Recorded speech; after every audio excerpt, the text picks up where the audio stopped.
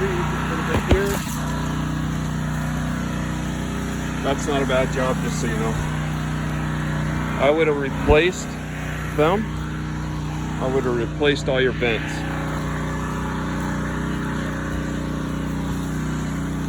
Suggestion to cut these trees before they damage your eaves troughs and stuff.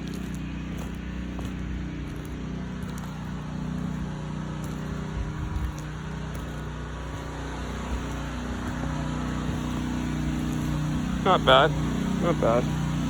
Cleaning up the gutters.